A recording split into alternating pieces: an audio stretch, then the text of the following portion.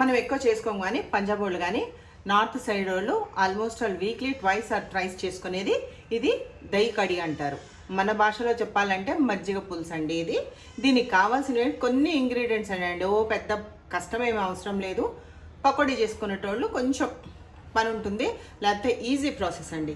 కారానికి తగ్గ పచ్చిమిరపకాయలు, అలానే అల్లం కావాలి, పోపులో మస్టర్డ్ షూట్ కరివేపాకు వేసుకోవాలి. ఇది 2 స్పూన్స్ శనగపిండి, అలానే కొంచెం పుల్లబడిపోయిన మజ్జిగ మనం పడేస్తూ ఉంటాం కదా, పడేయకుండా ఇలా మజ్జిగ పులుసు చేసుకుంటే చాలా టేస్టీగా ఉంటుంది.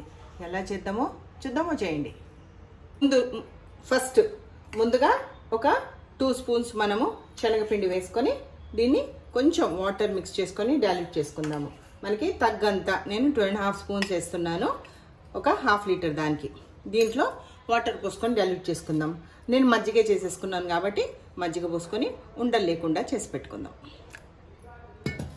ఉండలు లేకుండా చేసి పెట్టేసుకుంటే సరిపోతుంది.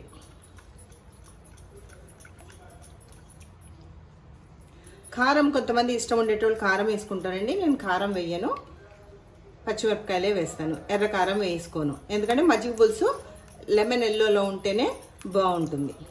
ఇట్లా మనము ఉండలు లేకుండా కలిపి పక్కన పెట్టేసుకుందాం. అలానే ఫస్ట్ ప్రిపరేషన్స్ అని ఇవ్వండి ఇవన్నీ. అలానే మన ఈ పచ్చిమిరపకాయలను అట్లానే అల్లము గ్రైండ్ చేసుకుందాము. ఒకవేళ పచ్చిమిరపకాయలు ఎక్కువ అనిపిస్తున్నాయి అంటే తీసేసుకోవచ్చండి. నాకేమో సరిపోతుంది అనిపిస్తుంది, పచ్చికారం కదా కొంచెం తీసేస్తా. అలానే ఈ అల్లాన్ని కూడా ఇది గ్రైండ్ చేసుకుందాం కచ్చా పచ్చా. చూసారు కదా, ఈ విధంగా కచ్చా పచ్చా గ్రైండ్ చేసుకోవాలి. కచ్చా పచ్చా అయిపోయినాయండి, ఇది రెడీ చేస్తాం. కచ్చా పచ్చా గ్రైండ్ చేసుకున్నాం కదా, ఘాటు బాగుందండి, చూసుకొని వేసుకుందాము. ఇది పక్కన తీసి పెట్టుకుందాం. ఇప్పుడు పోపేద్దాం. నూనె మరింత ఏం పట్టదు, నూనె కొంచెం వేసుకుందాం, సరిపోతుంది. నూనె వేడవగానే ఫస్ట్ ఆవాలు వేసుకుందాము. ఆవాలు కొంచెం క్రాకల్ అవ్వగానే, కారం బాగుంది కాబట్టి నేను ఎండుమిరపకాయ ఒకటే వేసుకుంటున్నాను. అలానే కరివేపాకు. ఇది చాలా ఘాటుగా ఉందండి, పచ్చిమిరపకాయలు కాబట్టి, సన్నకాయలు కాబట్టి దీంట్లో కొంచెం ఉంచి ఇది మొత్తం వేస్తా. టేస్ట్ చూసి మళ్ళీ వేసుకొని దీంట్లో ఫస్ట్ ఒక్క నిమిషం ఎక్కువసేపు మాడకుండా ఉండాలి. పసుపు జస్ట్ ఇంకా మాడుతుంది అనుకున్నప్పుడు కలిపి పెట్టుకున్నాం కదా, ఇది వేసుకుందాము. కలుపుకుంటూనే ఉందాం. చూసారా, ఇంకా ఉంది దాంట్లో. ఈ మజ్జిగ కూడా కలిపేస్తా.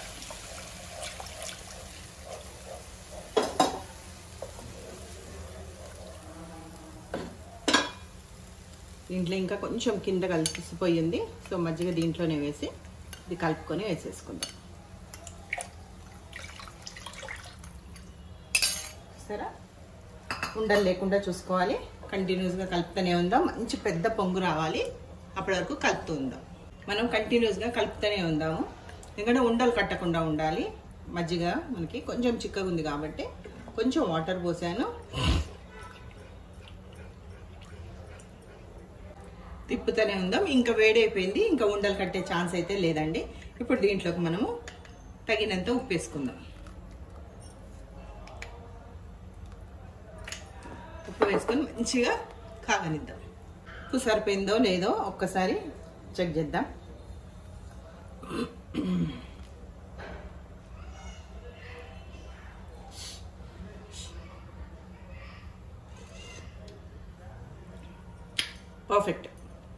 పర్ఫెక్ట్గా ఉంది, అన్నీ సరిపోయినాయి. కొంచెం కాగాలంతే. చూసారు కదా, ఇట్లా మంచిగా తెల్ల కాగాలి అంటే ఇదేనండి. ఇదే ఇంకొంచెం సేపు కాగిందంటే పచ్చివాసన అంతా పోతుంది. శనగపిండి వేసాం కాబట్టి శనగపిండి పచ్చివాసన పోవాలి. మంచి అరోమా ఇస్తుందండి. ఇష్టం ఉండేటోళ్ళు దీంట్లో పకోడీ వేసుకోవచ్చు. గుమ్మడికాయలు వడియాలు ఉంటే గుమ్మడికాయలు వడియాలు ఫ్రై చేసి కూడా దీంట్లో వేసుకుంటే చాలా అంటే చాలా అద్భుతంగా ఉంటుంది. లేదు మాకు గుమ్మడికాయలు అవేమి వద్దు అని అనుకుంటే వెజిటేబుల్స్ కూడా మనం దీంట్లో సొరకాయ వేసుకోవచ్చు, బెండకాయ వేసుకోవచ్చు. మనకి తినాలి ఏం వెజిటేబుల్స్ ఇష్టానుసారం వేసుకోవచ్చు. బెండకాయలు దొండకాయలు అయితే తప్పకుండా దీంట్లో వేసుకోవచ్చు. ఆనియన్స్ వేసుకోవచ్చు, ఆనియన్ కడి పకోడీ వేసుకుంటే అద్భుతం. ఇంకా కాగనిద్దాము. చల్లగైన తర్వాత చిక్కబడుతుందండి. కొంచెం బాగా మరుగొచ్చింది. ఇట్లా మంచి మంచి అరమ ఇస్తుందండి. ఇష్టం ఉండేటోళ్ళు దీంట్లో ఇప్పుడు సొంటి వేసుకోవచ్చు, అలానే ఆవపిండి కూడా వేసుకోవచ్చు. వేసేసుకొని మూత పెట్టేసి స్టవ్ ఆఫ్ చేద్దాం. 2-3 నిమిషాల తర్వాత చూద్దాం. 2-3 మినిట్స్ తర్వాత ఓపెన్ చేసామనుకోండి, కడి రెడీ. ఇంకా దీన్ని డిష్ అవుట్ చేసేసుకుందాం. ఇంకా కొంచెం తిక్కబడుతుంది, ఇట్లనే కాదండి, చిక్కబడుతుంది. కొంచెం చిక్కబడుతుంది చల్లగైనాక. మంచిగా బౌల్, ఇలాంటి బౌల్, సర్వింగ్ బౌల్ తీసుకొని దాంట్లోంచి దీన్ని డిష్ అవుట్ చేసేసుకుందాం. ఎంతో టేస్టీగా ఉండే మజ్జిగ చారు రెడీ. Thank you.